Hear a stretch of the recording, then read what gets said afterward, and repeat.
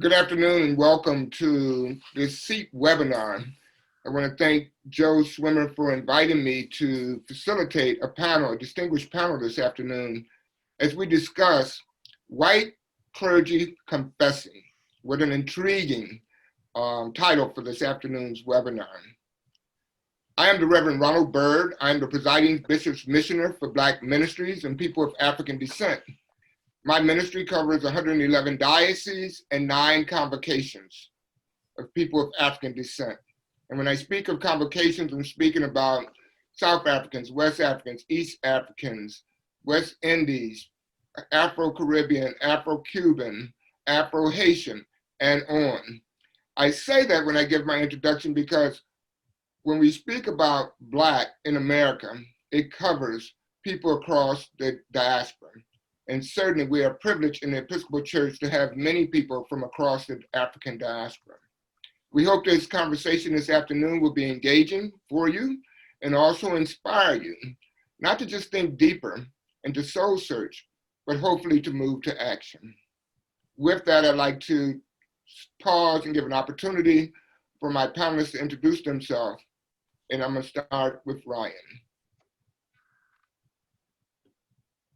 Thanks so much. So my name's Ryan Fleenor. I am the rector of St. Luke's Parish in Darien, Connecticut.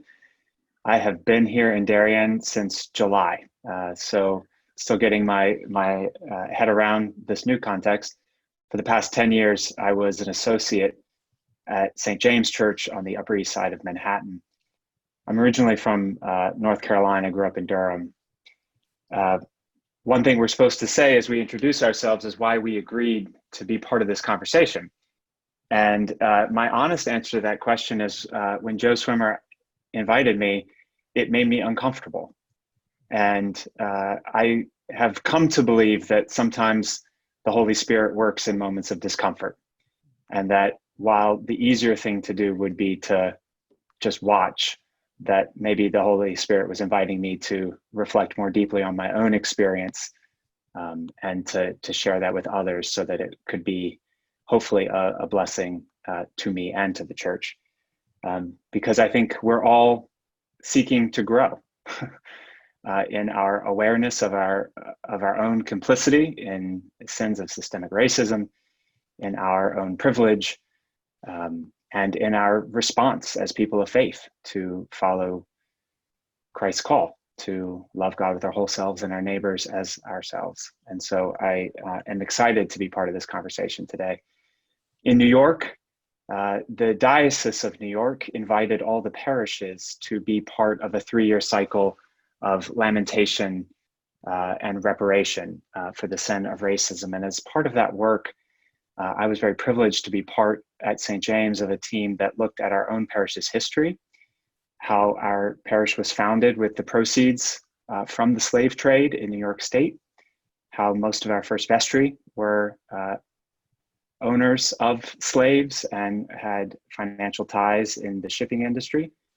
And so in my last year there, we were able to facilitate a year-long conversation about beloved community, about this history of our parish. We dedicated a plaque on Madison Avenue that acknowledged that history and our indebtedness to it.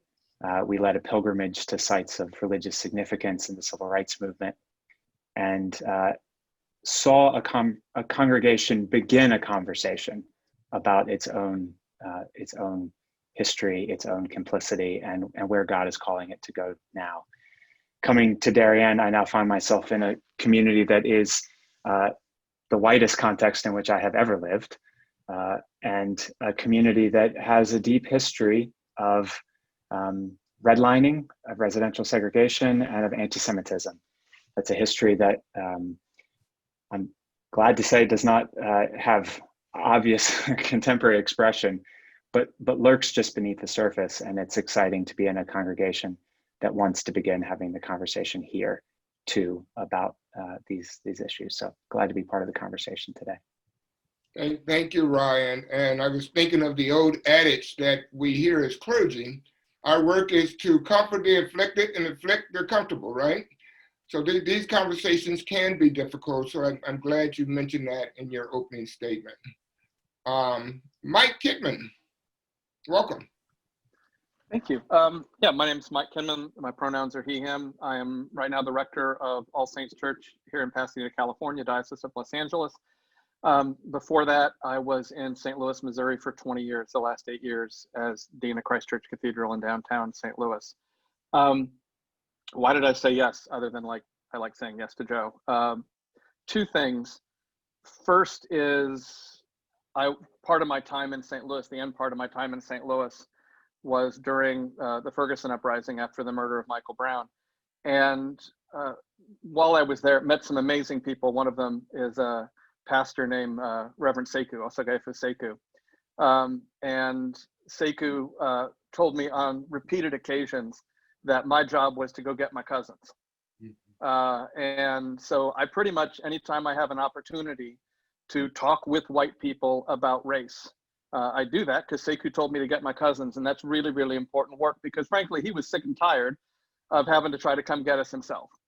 And so that's part of why I said yes. The other reason is I was intrigued by the word confession because it's a sacramental word. And I actually think our sacramental rite of reconciliation is incredibly important, and it's an amazing framework to use for this. My experience of the church, particularly the white church and also other white institutions, is that we don't give full service to the entirety of that sacrament. There's 5 different stages to that sacrament. It starts with self-examination. Then there's confession. Then there's repentance and reparation. Then there's amendment of life. And then finally, there's absolution. And my experience of church is we do a little bit of self-examination. We frankly have a fairly easy confession, and sometimes do it with a lot of wailing about we're racist.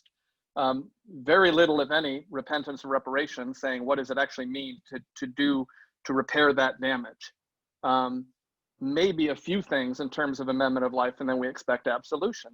And that's not the transformation of reconciliation. The transformation of reconciliation involves deep self-examination, and then repentance, reparation, and amendment of life that really have to deal with power issues.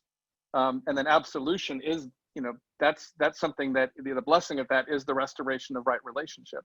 So I'm really interested in talking about this from a sacramental standpoint. And maybe we won't even get to confession, by the time that we're there. I know I'm not done with my own self-examination, and I'm interested in what we as a church can offer ourselves and to the world using that framework. So that's why I'm here. Thank you. Thank you, Michael. And I hope we'll have more conversation about that whole framework during our time together this afternoon. My good friend, Christian Anderson. Hi, my name is Christian. I am in my first call here out of seminary in Southeast Florida. I'm an associate rector at St. Mary's Episcopal Church. We're about 45 minutes north of West Palm Beach. I'm originally from Chicago and also spent the last 11 years out in Los Angeles. So this change up in context has been a big change for me, just in diversity, conversations, and the first time really being around a true homogenous culture. So where I'm at, it's a post-segregationalist community. So the Jim Crow era definitely created lines of where people of color live and where whites don't, which doesn't allow for true exposure for whites to really see any kind of systematic issues. So if you ask a lot of white folks, things really do look great around here. The town that I'm in, Stewart, regularly gets nominated for the best city to live, not just in Florida, but in the country. And so I was intrigued in doing this because what we've been doing as a church is, and we're in a pretty red context, in a conservative context, just to give you an idea of where I'm at. So I definitely wouldn't say it's progressive. And so these conversations, and that's not a judgment. It's just that the conversations that you have around race are not regularly happening. And so it takes a little bit to get there so everyone's on board. So I was intrigued to jump on this because I was like, I want to get involved with these conversations. I think there is confession, just on my own part, on the church's part. We've started to do that work. We were inspired by Gray Maggiano on the work of really finding the history of our own personal church and how we were involved with Jim Crow. So that's just the beginning. But it's a struggle, and there's a challenge, and there's a price that gets paid, because when we've had these conversations, I've had people leave and not send the nicest emails, but it needs to happen. But how do you find the balance of doing it without losing folks? Because then what does that do for the kingdom, right? So you had one leave and you went with the other 99. So that one is really what we're trying to focus on. But you do have you feel like there's a little bit of a sin or guilt that you're kind of lightening the message. And so the fragility doesn't get too delicate to keep everyone on board. All that to say, that's why I was like, I got to jump in. And so when Joe asked, I got here. So grateful to be here and to learn with all these great folks. Christian, thank you. And I just want our audience to be aware, certainly to my mind, that it's not just white clergy, or particularly white males, that are struggling with this topic in their congregations. It is certainly true with those of African descent that are in predominantly white congregations. And also, Christian, that's causing folks to leave in those contexts as well. So thank you for sharing that. And Michael, last but not least. Thanks, Ron. I'm glad to be here. I'm grateful to Joe for the invitation. I have to say, like my colleagues here, I was a little bit reluctant at first, just worrying that we might be thinking about confession in the thin sense, and that this might be too much about white fragility and our feelings and the challenges we've faced as white men who want to talk about racism. But I learned quickly that that was really not the invitation. It was really to have a much deeper soul-searching conversation, not only about the responsibility of leaders in the Episcopal Church across the board, but particularly the responsibility of white male leaders not to avoid this conversation. And I think so for two reasons, one primarily historic and one more contemporary. I really wanted to be a part of it. The historic reason is, I serve as the Dean of the Cathedral on Long Island. I've been here for 5 years. It was built at that kind of moment of cathedral building in the Episcopal Church, the late 19th century. Was built by a family who was then the third wealthiest family in the United States, for the purpose of kind of instilling in the public culture of America the virtues of the Episcopal Church. And those virtues were white supremacist virtues. And I think it's really important that we continue to speak the truth to ourselves, that although we have a hope for where the Episcopal Church could go, this is still a white supremacist, racist church. And it is a 90% white church, even though we have diversity in our church's leadership in some places and in congregations in some places. But that's something that we really need to hold up and be responsible to, that, simply to rebrand the Episcopal Church as now an anti-racist organization is really to gaslight the people of this church. This is still a racist church. And we're dealing with that, and we're all responsible to be a part of that conversation. And also, I think on the personal or more contemporary reason, I see too many of my Black colleagues put in positions to have to talk about, explain, or lead conversations about racism in the church all the time. And that is a burden that cannot be left to our Black friends and neighbors and colleagues. We all have to be a part of having this conversation and speaking the truth to ourselves as much as to those around us. So I'm glad to be a part of it, one day at a time.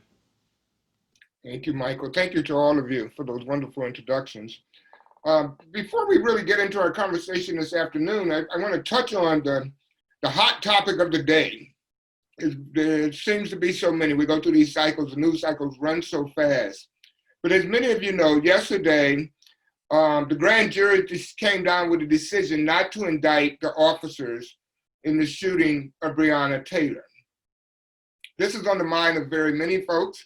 You can only read Facebook and Twitter to see that Black folks in particular are very upset about this, and this was certainly demonstrated by the many riots across many of our major cities last night. So my question to you to get us kicked off is to speak about this. How are you reacting to this, and how did you react to that decision? And to what extent or how would you speak to that to members of your congregations? And anyone, please feel free to go.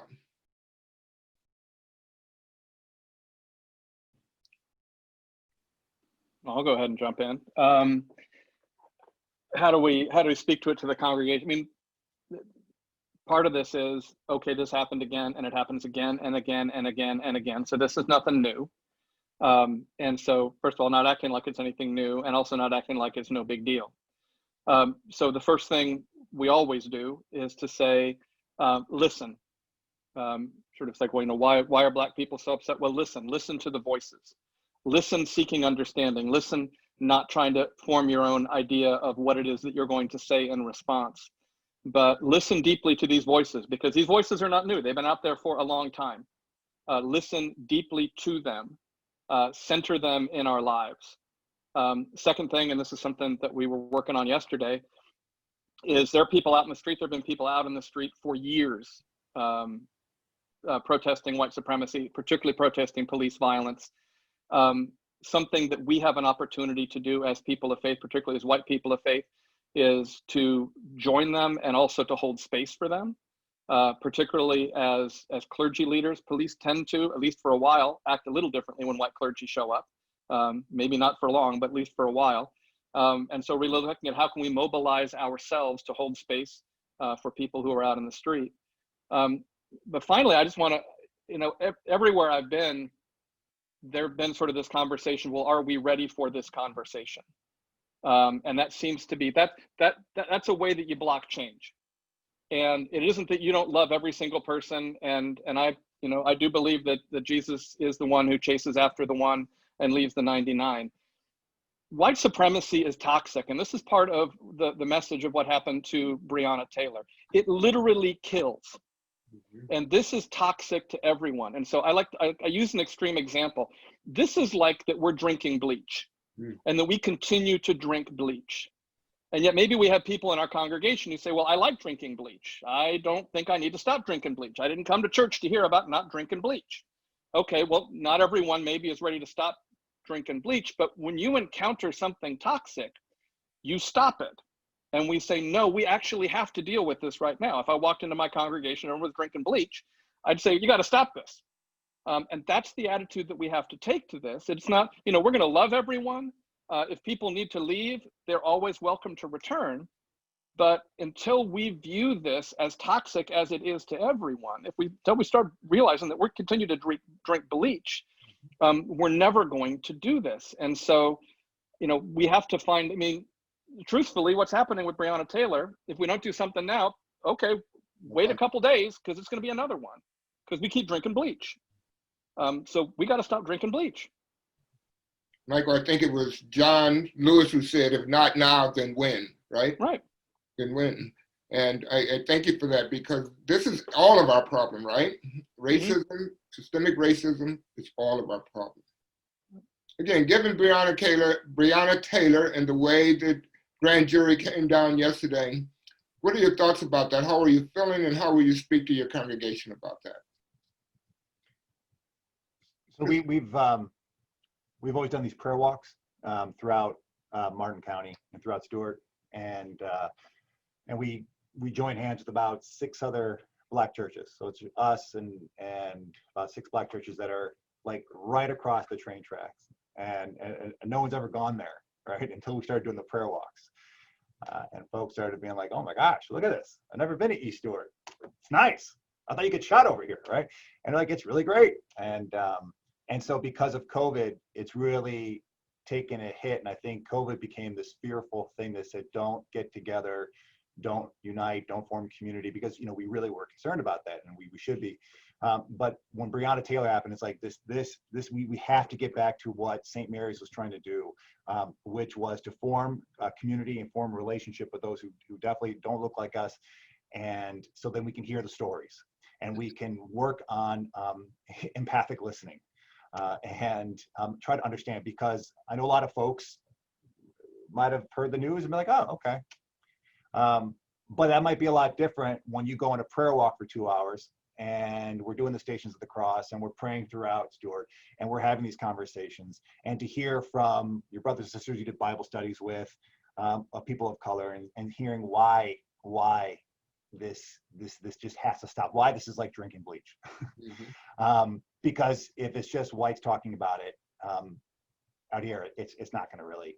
I don't think there's enough diversity of opinion or lens. We need more lenses involved in this conversation in order for there to be cracks, in order for something to change. So, we have to go through this whole we have to go through the bishop and rancher committee to do things like to get people together and to go to a prayer walk. And fortunately got approved. So it's just the beginning of saying, how do we begin to get involved again in a safe way, in a COVID-friendly way, because Zoom conversations over this ain't gonna happen. And I know that we've been able to build a good relationship. About 3 years ago, we stopped doing Alpha on campus. We did Alpha and we placed it right in the middle of the Black community, and because we just really want to get everyone involved. And it allowed us to form healthy relationships and good relationships with Black churches around here. And so I think those relationships are there. It's not just a token relationship. It's we study the Bible together. We've gone through Alpha together. We break bread together. And so now it's like, tell me what this means. Because honestly, in my context, there's not a lot of folks who will know what the Breonna Taylor thing was. It's like, oh, someone broke the law. There was a shot fired. They fired back. And that makes sense, right? So we need to say, okay, let's get some people around a table, however we do that, 6 feet apart with masks, and say, tell me. And that's the process we've been doing. So that's what's happening. And I think that from a sermon standpoint, it's delicate, man. I'm not gonna lie, it's delicate. Now with being online, people can just click right off and you can watch it. We look at our analytics. So after Floyd, I start going a little heavy on the sermon, you see people dropping off, right? So now there's some missed opportunity for God to really come into the midst of this. So very delicately, because if not, people just tune back, there he goes again, right? Talking about the right stuff.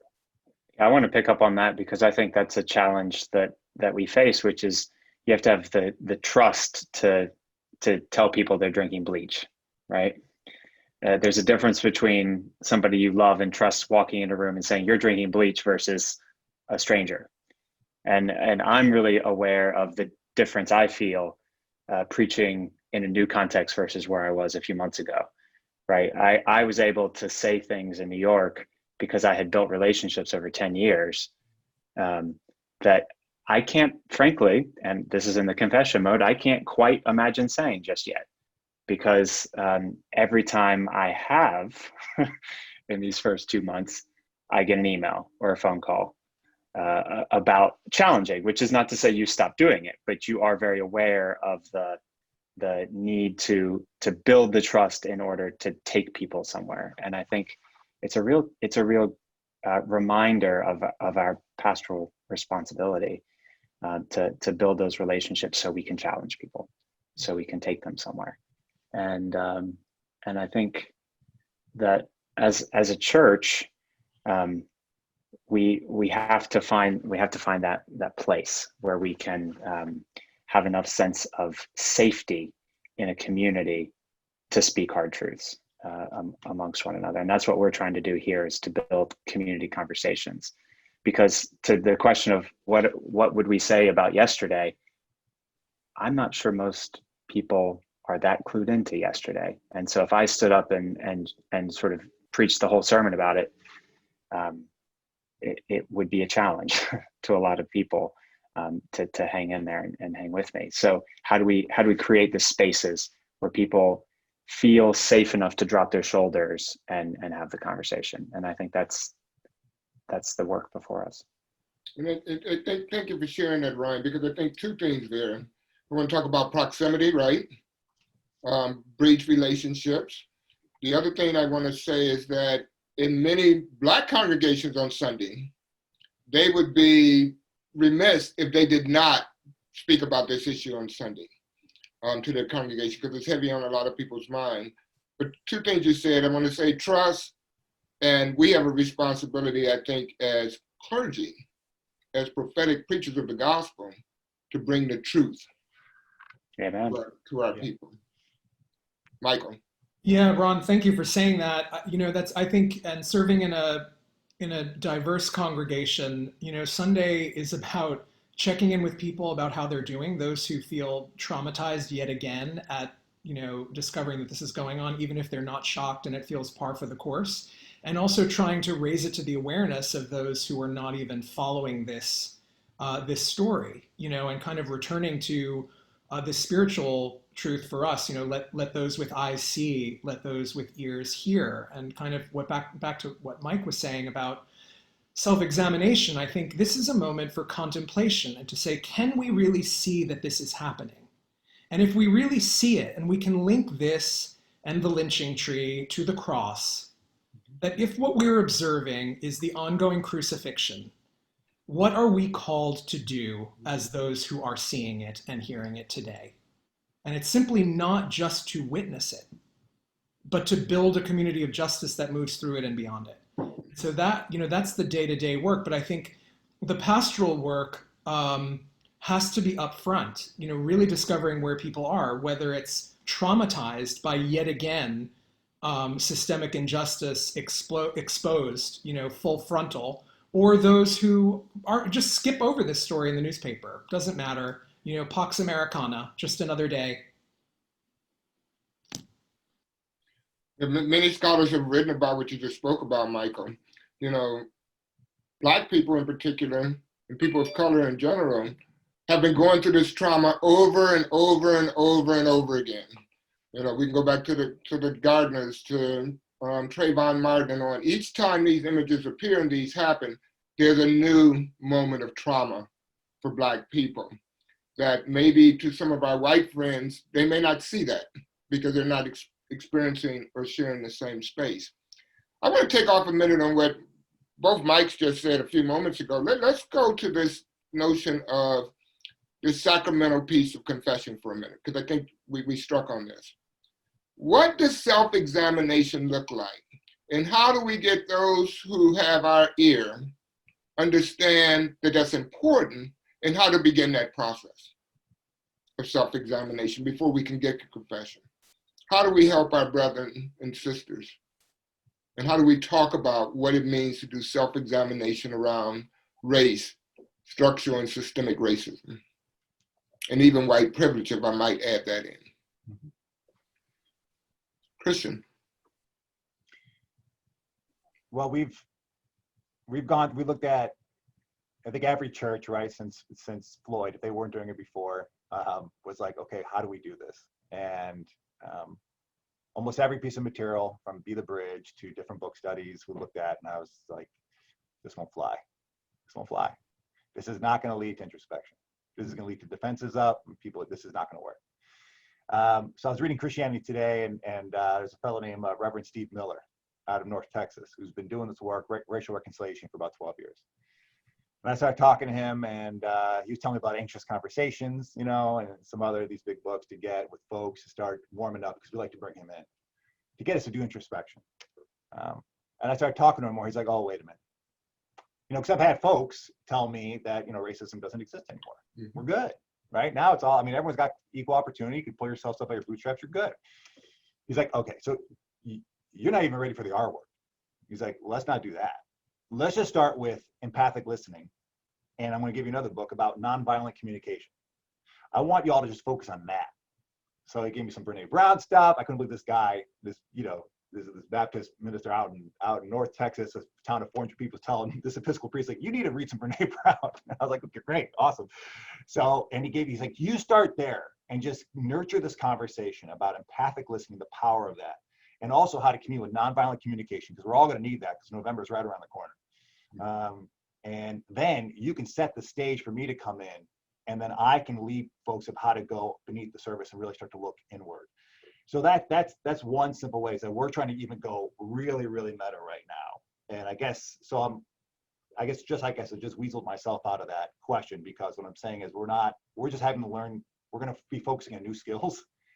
And so how can I listen because we did a big listening series after Floyd got murdered, and we had all these different Black leaders come in, and we started a web series, we started a little talk show, and had different Black leaders who we know talk about what it's like for them to live in Martin County. And they were like, yeah, I get pulled over twice, 3 times a month. One guy, the Pentecostal pastor, said, yeah, I got a boat. It's in front of my house. Every time I go out there and clean it, cop usually shows up, says, what are you doing with that boat? It's like, I live here. My boat, right? So we told the stories. It didn't really still move the needle much. So we're still having an issue with like, okay, so I think the empathic listening is not there yet for us to be like, we still have systemic issues going on. There are systemic issues. There is a thing called racism. So that's the direction I think we're gonna go in. And I do say to look at Reverend Steve Miller, his HBCU Truth and Reconciliation Oral History project he does. But that's I think where we're gonna go, because if you mention privilege, you mention racism, you mention systemic racism. Turn people off. Yeah, it's tough. It's tough. Others. What does self-examination look like? How do we help our listeners think about self-examination around these issues? Well, I can jump off sort of what you said, Christian, and I absolutely believe that listening is the key, because what's going to change me is relationship. Yeah. And there's a great book written by Ellen Aubrey Bosak and Curtis DeYoung called Radical Reconciliation, which really sort of broke this whole idea open for me. And I think it's Bosak who talks about the passage in 2 Corinthians 5, where it says, you were ambassadors for Christ, making God's case. You've been given the ministry of reconciliation. And he quotes John de Groot, who's a South African theologian. And he says, the word Paul uses for reconciliation is katalasso, which it means to exchange, to literally exchange places for the other. And like, I think about one of this Sunday's readings is Philippians. The same mind in you that was in Christ Jesus, who though he was in the form of God, did not see equality with God as something to be exploited, but emptied the divine self. So what does that mean? It's not just, I'm going to listen. It means that I am going to go into places where I have no privilege. I'm going to give up that privilege. There's no better privilege than equality with God. That's like the best privilege ever. And the model of have the same mind in you as it was in Christ Jesus to say, okay, be willing to not exploit that. Recognize you have it. Do not exploit it. Instead, empty yourself. So building on the empathic listening piece, what does it mean to leave the safe ground of your congregation? What does it mean to go into places, where are you spending your money? Are they in Black and Latino owned businesses? Are you hanging out? What restaurants are you going to? What coffee shops are you going to? When you look at the primary relationships in your life, how white are they? Mm-hmm. What does it mean for us to actually live in places that are majority non-white and spend that time there? And then that relationship becomes the lens through which the self-examination happens, because we start to see things differently. Because part of the challenge for me of self-examination as a white person is the only lenses I have left to myself are my white lenses to look at that through. Which maybe I will read a good book and get an idea and it will challenge me on one level, but until I am convicted by that kenosis, by that self-emptying of relationship, I'm never going to change. And I know that because I've got so much changing left to do, and the little change that I've done has happened because I have basically been challenged to do that. And so as a pastor, it is, how do we absolutely the empathic listening, do all that work that's hugely important, teach the difference between intent and impact. How do we lead people, and start by going ourselves into places where we're saying, okay, I'm going to be on the ground right in this place, and I'm going to let that challenge and change me. And that's certainly where Jesus was, wasn't it? On the ground. Exactly where Jesus was. Right, for those that Jesus was called to. Thank you for that, Mike. I'm going to come back to you, but I want to go to Michael real quick. Yeah, so thanks, Mike. I really appreciate that. And I think just adding an additional facet, I think, self-examination is not self-help. This is not a project of like being our best life now kind of thing. And I think for people who have any kind of institutional power in the church, it's looking at, to the extent that it's personal, if what we're talking about is systemic and institutional racism, to say, what levers of power do I hold? What privileges do I have? And how can I act ethically with those? One of the ways I've been thinking about this is, I think the church, and I'm talking about the Episcopal Church, and the society, the American public, are addicted to racism. Mm-hmm. And so I think looking at it as a kind of a step process, and I think a great way to begin is with, the old AA saying, fake it till you make it. You know, it may not be in your heart yet to do the right thing and to give up these privileges and to change, but we know what it is. We can intellectually understand what the right thing is to do, even while we're working on being transformed and maintaining sobriety. And I think, you know, the Episcopal Church has moved towards sobriety more significantly on racism in the last 30 years, but we need to continue to reckon with that the Episcopal Church in the United States, not the other 16 countries necessarily where we have ministry, but in the United States, has been one of the most effective institutions enshrining systematic oppression of Black people and stratification of people in different socioeconomic classes that this country has ever seen. The Episcopal Church has done that better than any other mainline denomination. It was really our hallmark.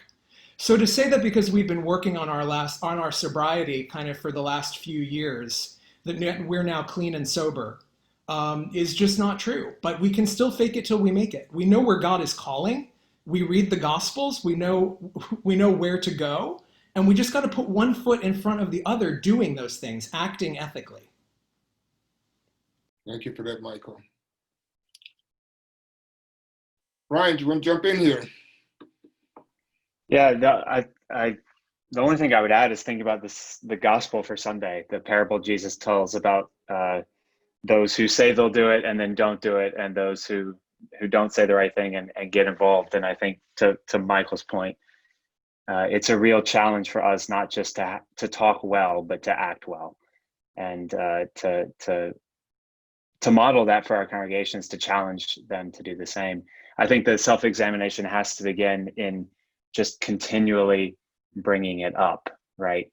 Continually having it be part of how we preach, how we write, how we talk, how we engage in pastoral conversation, and finding those opportunities to invite people into those spaces of relationship that change them, right? Into those spaces of emptying themselves of their power. I'm thinking of a woman who, you know, was furious with me for some of the things I had said, and I invited her to come see me, and we ended up having a conversation about that parable of the lost sheep, because she was on the All Lives Matter the bandwagon, and you know, how dare I support Black Lives Matter?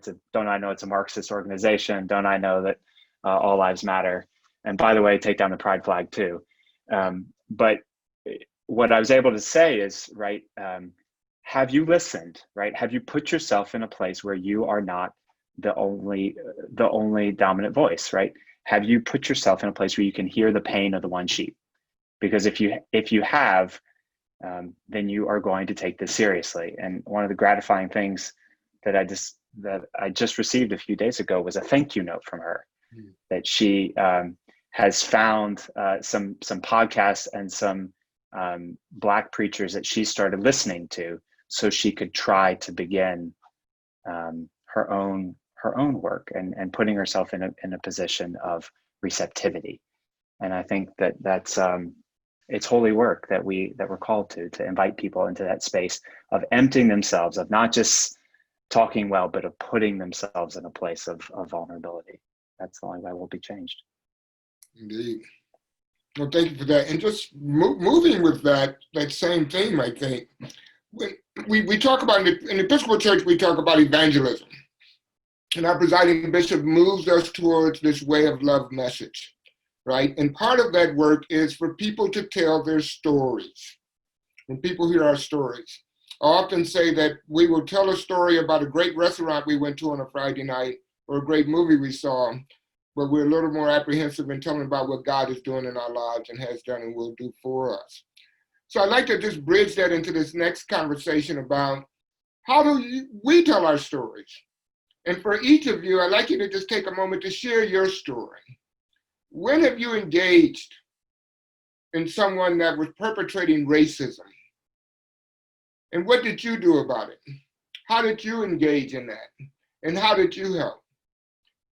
When have you experienced that racism through one of your friends or colleagues? And how have you shared that story? Maybe from the pulpit, or maybe in a coffee shop.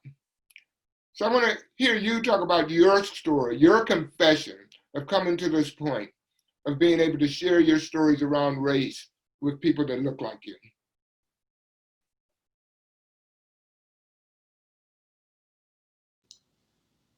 Well, maybe I'll back into my main story by telling a little prelude to the story, which is that when I came to church in Brooklyn as rector, I was working on some youth stuff, and we were going to be going out of town. And I suggested that we would just take the train together as a youth group and clergy to get where we were going. And a parishioner came to me and said, I just want to name something for you. When you came here, you talked about your youth work in your previous congregation, which was white, and how you used to rent vans and you would go and pack a lunch. But now you're here in a congregation of color and you think we should just get on the train. And I think that's racist. Mm-hmm. And of course I was shocked and ashamed. And, the reason I had picked the train was because our church was down the corner from the train, but my previous church was in the middle of nowhere. And, but I didn't even realize that a choice like that as a pastor could be perceived, or in fact be, a racist choice. But my experience in the previous church, where I was bringing youth around in fancy vans with lunch, when I was there, I had observed some really racist conversation going on in an outreach committee. And I had spoken pastorally with the two people primarily involved in the conversation and was completely rebuffed. And then I raised it in the whole committee and was rebuffed again. And then I preached about it on Martin Luther King weekend. And the vestry, when I showed up at the next vestry meeting, the vestry had drafted a resolution demanding my immediate resignation for slandering the committee and et cetera, et cetera.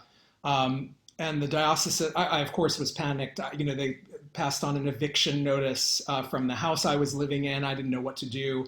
And it was the first place I was serving as an ordained person. And it was the bishop at the time, Bishop Walker on Long Island at the time, who got involved and said, well, I need to hear this sermon. And the vestry handed over a recording of the sermon. So now the bishop's listening to the sermon. And the bishop called me up and said, I just want you to know I've listened to the sermon. And there was a long pause and I was panicked. And he said, and I just want to say, that's the Jesus I know. Mm-hmm. Would you preach the renewal of ordination vows at the Chrism Mass this year? And you'll be staying right where you are. Yeah. And so it was, I took a risk as a white pastor in a white congregation to confront, and this requires confrontation. I don't know of any pastoral setting where if you're really going to deal with this, it's going to be shepherds and lambs and conversations in the shade under trees, and then everybody will be transformed. It requires some confrontation. But if I didn't have the backup of my bishop at the time and so many others, I would have left and that would have continued. What ended up happening was 2/3 of that vestry resigned. Of course, they showed up at a number of other Episcopal churches nearby. But so, that's kind of my perhaps most dramatic story of what this looked like in parish ministry for me. Michael, you bring chills to my body, my soul when you give your story. And I'm sorry you had to go through that in your congregation. But one thing I just want to mention that you said, this brings about confrontation, and I would add to that disruption in the normal way. And I think that's very important, even when we tell our stories. Thank you for sharing that story, and I really feel bad that you had to go through that. Thomas, your story, and how do we help our parishioners tell their story?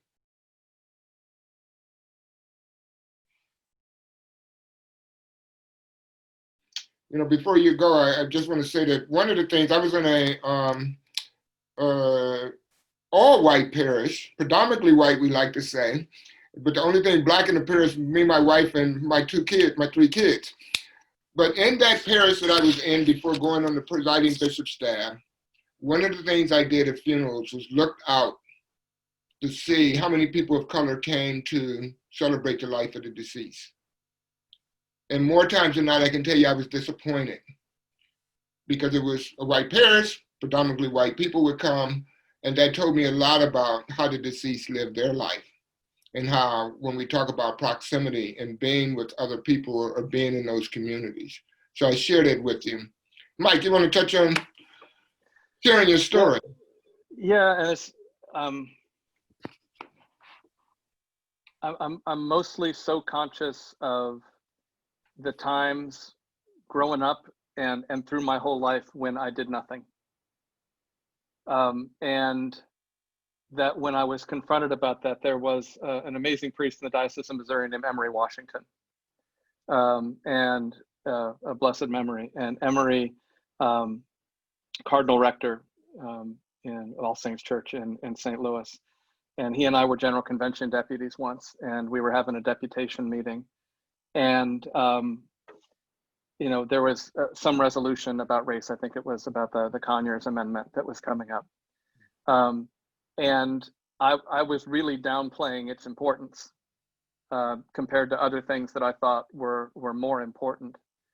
And Emery called me on it, and my response to that was, of course, to get defensive and to sort of try to give him a list of sort of my bona fides as a non-racist white person. And Emery called me on that too, and he said, you know, it's like, you know, stop reading me your pedigree. And he said, listen to what I am saying to you. And Emery was fearsome and gentle at the same time. And because he was Emery and because we had that relationship, I was sufficiently chastened, you know, and I listened and I realized, okay, I need to learn more. And so I do this whole thing with fear and trembling. And, you know, I remember, you know, the little bit that I was involved in the Ferguson uprising was because there was an amazing African-American bishop, Derek Robinson, a Pentecostal bishop, who basically got in my face and said, you know, like, you got to get out in the street. And I'm like, dude, do you have any idea how white I am? He's like, oh yeah, I know. He's like, you got to get out there. And he's like, don't wear your suit. You got to wear your blue jeans, and you got to get out there with the young people. And your collar don't mean anything. I mean, wear it, but it don't mean anything. You got to get out there and you got to follow them. And then, you know, then that's sort of what I realized was, okay. And I met these amazing, brilliant leaders, Alexis Templeton, Brittany Farrell. And then it just became, okay, so how do we get those voices, you know, inside Christ Church Cathedral? And it just is, I guess the biggest thing, which I'm still doing, because see, this is the problem with us who are liberals, is we think that our liberalism means that we're the good people, and that our worthiness and lovability is tied up in us being the good people.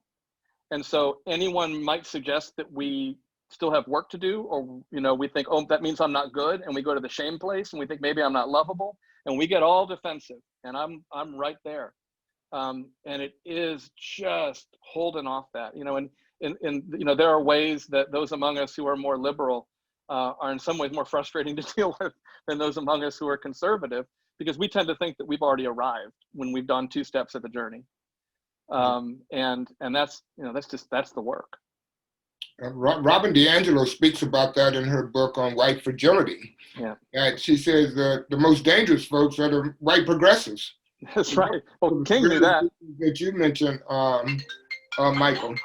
But I will tell you, we'll take anybody though. So anybody that's fighting for the cause, that's to be sure.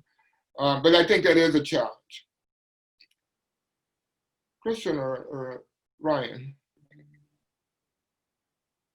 Yeah, I think one of the things that I've discovered is how much racism I didn't know I had growing up in the South. That was just part of who I was, part of how I thought about the world, and sort of to the point of the problem of white progressives. I went all the way through college thinking, you know, that I had arrived or evolved into an enlightened being and an agent for good and change in the world. And it wasn't until after college I moved to New Orleans to help reopen a Roman Catholic school after Hurricane Katrina that was entirely Roman Catholic, entirely African American. I think there were 5 white teachers, 1 white student among these hundreds of kids. And it was only when I embedded myself in that life and that world and became part of that faculty, and they started inviting me out for happy hour to tell me about their real life and their perception of me, that I was able to sort of see and own my own racism that I thought I had moved beyond. And I find that story helpful in my own context to, to share with women, people like the woman I mentioned earlier, that that sometimes we have to put ourselves into positions that may make us uncomfortable, or positions where we voluntarily give up power or privilege in order to break ourselves open to the growth and to the change that God longs for us, and that we need to engage in order to bless other people. So I find that a helpful story to tell, to invite people to let down their own defensiveness, that we can be good people who discover we're racist. Yeah. Right, that is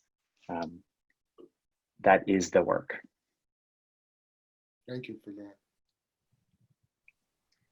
Chris. Yeah, I identify a lot with Ryan's story as well.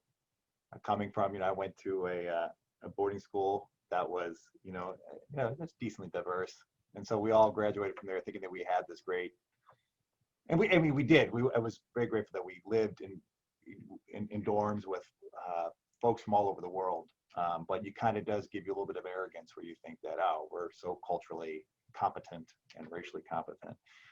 But just to circle back to what Mike is saying in this ongoing theme of how important relationships are, is that, so for me, so I married in to a family, and the family I married into is African, and so for me, what I thought I understood was just obviously blown open. And so, of course, when you marry into it, people come with a tremendous amount of compassion and understanding, because you're part of the family. So not everyone can marry someone who doesn't look like them. But the importance of relationship, because that's the key to this, is that we can't be reflecting and understanding where we're missing a lens. At the end of the day, like Mike said, I'm looking through a straight white male lens. That's it. That's all I got for you, right? However, that doesn't mean I have to be obedient to that if I am intentional and so true about forming real relationships and authentic relationships with all these different lenses to try to understand. So if you're someone who doesn't get bent out of shape about the Breonna Taylor, as well, okay, so but why do all your Black brothers and sisters and other folks who are crying and wailing in the streets, what's going on? Are they lost? Or do you want to understand their pain? Because as a Christian, if part of the body of Christ suffers, we all suffer. So then let me go and have a conversation. Let me go and break bread with you so I can understand that. So my home now, and now with my child, is obviously, it's always very personal for me, and I have to catch myself from making very personal, getting very emotional. But I can hear the stories every day, and they can become my stories because it's my family. But what I can do for my church is, how do I create opportunities for us to be in deep, real relationship, like ongoing, long-standing, not token relationship, but really, so we can hear more of the stories and break bread. We can cry with one another, and maybe I might not agree with you, but I can understand this more, the Breonna Taylor rage, right? Because we can maybe get to understand it, and we do it as Christians, so my heart can break for you. So, but I think relationship can break the arrogance. Authentic relationship can break that wall that can be there, and help us to look at our own internal disease of racism that we're all infected with. Thank you for that, Christian, because the truth of the matter is, we're all infected with it. It's as Michael said earlier, it's a part of our culture. It's in our DNA. We're all infected, and I mean, people of color as well are all infected by this notion of racism. So I want to push back and dig a little deeper on this before we move towards a close.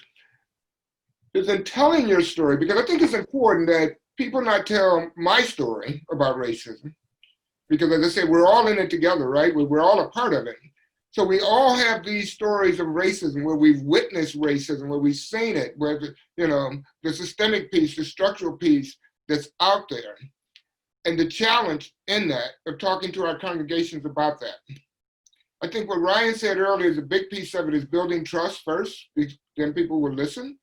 People with ears to listen will listen. But how do we get our parishioners to tell their story? How do we get them to tell their story of their experience, not Ron Byrd's story. I know Ron Byrd had racism issue, and let me tell you about Ron Byrd, but how do we get them to dig deep in this self-examination piece as we talk about, to know when they've been maybe even a part of it, but their own stories of racism. And I think as people can realize those or see those, then they can do that empathetic listening. So how do we do that? How do we help our listeners begin to think about their own stories? So, I mean, something comes to my mind, and this, some of this comes from my fellow panelists too. I think it's a combination of education and relationship building that is rooted in mutual accountability and justice making. And it's both of those. And the education piece, I think, because, we probably all have texts and individuals that kind of like blew our minds and transformed us on this and on other realities. For me, one of those is Karen and Barbara Field's book, Racecraft, The Soul of Inequality in America. If you don't know Karen and Barbara, they're sociologists and historian sisters who wrote this book. It's just a phenomenal book. But in it, they talk about how the way that racism functions in America is like witchcraft. And an example that they use is, a couple hundred years ago, if your neighbor's crops failed, somebody might say it was because of witchcraft. And everybody would just say, yes, of course. Everyone just believed that that was a reality. And so in the book, they really talk about how nothing happens because of race.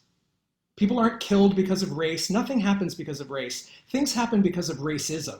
Mm-hmm. And racism constructs race. And of course, we know this. We know that there's no biological reality to race. There's only one human race, Homo sapiens. But race as a social construction can, of course, be deadly because of racism operating in this way, like witchcraft. And we're all under the spell. And some of us cast the spells without even knowing it. So I think this kind of educating people that you're not an evil person because racism is somehow an opinion. Racism is a cultural milieu in which we all live, and you can discover that it's happening, and then you can be a part of changing it. We created it, we can uncreate it. But I think, like, before moving to those deep relationships of mutual accountability and vulnerability, we need to arrive at a common understanding of what we're talking about when we talk about institutional racism. Mm-hmm. And I think the starting points are very broad in my experience in the church. So it helps to lay the groundwork to begin those conversations. Yeah, thank you for that, because it's like everything else going on in this country right now, we're having trouble with truth, right? But we got to start with a baseline of truth. And that's doing that hard work there of truth before we can get on to the broader conversation around race. The other thing, Michael, I just want to pick up and highlight that you said, racism and being a racist is two different things, right? We all have some racism in us. But the difference is how we act upon that racism to become racist, right? And so I think that's important, because I think that helps maybe some of our listeners understand, yeah, I have some of this stuff in me, but that does not make me a bad person. Ron Byrd has some racism in him, but that does not make him a bad person. It's how we act on that and how we try to move and change minds and win friends moving forward. So thank you for sharing that piece. Others. I think what also helps too is, like, Reverend Steve talks about this, the difference between racism and prejudice, and how racism, the term, has become such a hot-blooded term where I know folks around here in my community they don't want to be called racist. They hate racism. They don't want to be called racist. Don't use the R word. Well, let's not use an R word in the prayers, Father. Let's just stay away from the R word. It's like a bad word, right? And so the idea, so Reverend Steve talks about this difference. He's a black man, and he says, so if you have, he uses an example. So if I walk into a room and I see a 2-year-old baby, a two-year-old child, and that 2-year-old drops the N-word on me, is that racist? And he would say, no, it's not racist. If I go to the gas station and a guy's there pumping gas next to me, a 35-year-old guy turns to me and drops the N-word, is that racist? He would say, no. I'm going to be offended. I'm going to be hurt. That guy's prejudice, that's going to break my heart. But he goes, now if that guy now goes to his business and I go to apply for that business, and that guy does things to make sure I don't get the job because of my color, then that's racism. He said, so when we use our racism to be able to take away someone's equal ability, of dignity, of rights, of opportunity, that's what he defines it as. And I think sometimes the definition of saying, really, what is it? That it might help people to be aware of, have I ever made a choice or decision, right? Because, again, if we could all get to the place where we're like, okay, yeah, it doesn't mean I'm a bad person. We all infected with the disease. There's times when we have thoughts in our heads that are not good. Through the grace of Jesus Christ, hopefully we can get through that and be redeemed. But have I ever made choices and decisions in my life that have had taken away the equity of someone else, or judged the opportunity of someone else only because of the color of their skin? Potentially working through that in a cerebral way might allow, he thinks, and he hasn't yet to come to our church, but that gives an invitation for people to really start doing some introspection. Start thinking like, I don't know, maybe when we interviewed that guy, at the office, did I think twice? Did not think he was going to be bright enough for the job, because he had the same kind of qualifications as the other guy, but why did we go with the white guy? So to him, he thinks, so I don't know what everyone thinks about that, but just helping people understand what his thoughts were on the difference between racism and prejudice, and when we can be guilty of practicing racism in our own lives. You heard my speech. Thank you, Chris and Mike.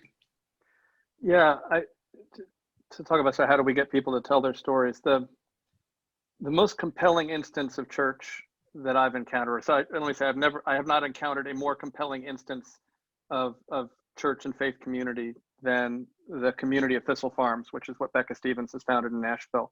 It's a community of women who have survived lives of prostitution, sexual exploitation, violence, and drug abuse. And what I am continually learning from the women of Thistle Farms is that healing happens through love lived out in community, particularly in small community. And we've identified racism as addiction, as something we're addicted to. It's also something that is traumatically toxic. And so then the question is, as Becca says, there's only one sacrament with 7 prisms, which is healing. And so what does healing look like? Well, healing looks like communities of love without judgment, where we are safe to be ourselves, to do that process of self-examination, confession, repentance, reparation, amendment of life, and reconciliation. And that we can allow the healing power of God to flow free and transform us. So how do we help people tell their stories? Well, to me, it's like, well, we've just got to keep being the church, or maybe start being the church, which is, what does it mean to create communities, to gather community around the open table of Christ that is a safe place for everyone to lay their whole selves on the table, not just the pretty parts, but the parts that do elicit shame from us, because shame can be a teacher. Shame, when I feel ashamed about something, what I'm slowly learning is I actually need to look at that. I need to learn from what shame is pointing out to me, and then I need to try to let the shame go. How can we create communities that will do that, that will be that perfect love that drives out fear? So, I'm continually, again, learning from the women of Thistle Farms that the way that you can get healed from the worst trauma and addiction is to recognize that love lived in community is the most powerful force for healing and change in the universe. So we just keep creating spaces for that. And shame is such a big part. And I submit to you, Renee Brown speaks a lot about shame and how that moves through, right? And trying to submit that to our audience. I know we're on time, so I just want to give my panelists just a last chance to go around and say anything that they would like to share at this point before we conclude our time together. And I'm going to start with Ryan, because his mic is already off. Sure. No, I was just going to pick up on Mike's point that I think part of what we learned from communities of recovery and addiction is that you create that safety by modeling and by being willing to go there yourself. And I think that's been what's so powerful about this conversation. And I think what can be powerful in our parishes is for us to go first and to talk about our own addiction, our own vulnerability, our own need to grow. And that can create space for other people to feel safe to follow. I hope everybody heard that. That's the takeaway. Talk about yourself and talk about your own addiction and your own experience. Mike, your mic is off, so we'll let you go next, Mike. Anything Yeah, to say to the audience? yeah, just sort of real quick, two things. The first was one of my favorite movies growing up was Gandhi, with Richard Attenborough's Gandhi, and I remember a scene where Charlie Andrews, who was the white priest in South Africa when he was there, was preaching to his congregation about Gandhi, and people were getting up and leaving, and that struck me, particularly when we were, facing Michael Brown's murder in St. Louis, and I realized that's what we're called to do. We're called to be those voices preaching sermons that people are literally getting up and leaving the church while we're doing this. And Michael, I love your story about Bishop Walker, because that's the other thing that we're called to do. Like one of the things that we've always said to police is, if you will stand up and speak out against the racism in the police department, we'll have your back. We'll give you a bedroom to stay in if you need it. If you lose your job, do what, we need to do that for each other. Yes. Because there's no way to do this work without putting our jobs at risk. And if we're not really doing the work, because this is so ingrained in our system. If we try to do it without risk, it ain't gonna work. And so one of the big things that we can do is have each other's backs on this. Because I know that I can do anything if I know someone has my back.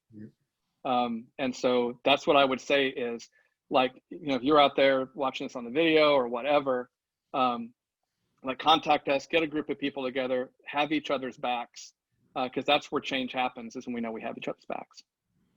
And I would just say, Michael, I would go so far as I can tell you, my boss, the presiding bishop, Michael B. Curry, has your back. As we do this work and we do it in God, he has your back. So thank you for that. Michael. Yeah, so just solidarity from the East Coast to the West, Mike, on that comment. And yeah, I think acknowledging the risk taking and the risk making is actually really empowering when you build that coalition of support that that you have. And we know that, of course, the gospel is costly. There's no cheap grace. And I think, just back to the Field Sisters and racecraft, for me, I think we're the ones in the position of authority to remind people that this is not just about humanity. It's about economics, it's about the alignment between neoliberalism and capitalism right now, and that we are fully wrapped up in this, in our endowments and in every other way. But that we're in it together. It's about that commitment to vulnerability, mutual support, and taking risks. I think, for one, this is not the topic of this conversation, but big concern of mine is clergy compensation, right? And how clergy are incentivized to not take these risks, so that they can get the sweet, well-paying gigs where they then spend their time keeping people comfortable to pay into their pension, right? That is evil. Yeah. Amen. It's sinful and it's racist. So I think we need to be talking about it and doing it. Amen. Sinful, racist, and true. Kirsten, close us out. My friend Carlos once told me that you can never have a prophet in the Episcopal Church because of our pension. How can anyone be prophetic? Because prophetics, we read, all the prophets in the Old Testament, and they speak some pretty rough truths, and people hate them. So until you take away that pension, ain't no one going to be that prophetic here. So I'd say, and then to wrap it all, I mean, the big theme I take away from it is just to be bold and courageous. If not now, when? Just do it now. But the other thing is also, as a Christian, just how do you wrap it in tremendous love? So there are folks who I know that who I work with who are not for this work at all, right? So how do I, as a Christian, find the tremendous amount of compassion and deep love for them, and call the Holy Spirit into this, and to be empathetic for all that are involved. But do it. Don't think about it anymore. Just go out there and do it and risk. Be risky. So yeah. Yeah, thank you. You guys were amazing. Thank you so much. Thank you, Ron. I feel so inspired and lifted by our conversation this afternoon. So thank you very much. I hope you all will continue to have these conversations as we go out. I'm gonna talk to Joe. We got to do a part 2 on this, because we just gave the surface. We got the ladies. Some other good voices. Yeah. But thank you very much for sharing. And I know people will walk away from this with a lot to think about. So I really appreciate that and having the opportunity to be with you this afternoon. This is important work. It's an important conversation that we need to continue to have. And we are the leaders in the church, and let's take on that manual and bring it forward. I want to thank all of our listeners that came on board this afternoon to hear this very interesting and inspiring conversation. I believe if you have comments, please send your comments to Joe Swimmer. And an evaluation, he'd be glad to let us know about your feedback. But it's been a wonderful time together. And again, I want to say thank you to all of our distinguished panelists this afternoon. And may God continue to bless you in your ministry and in the work that you do. And may God's peace and grace continue to follow you in the days to come. Thank you very much. Thanks, Ron. Thanks for convening us. Thank you so much. Yes, thank you.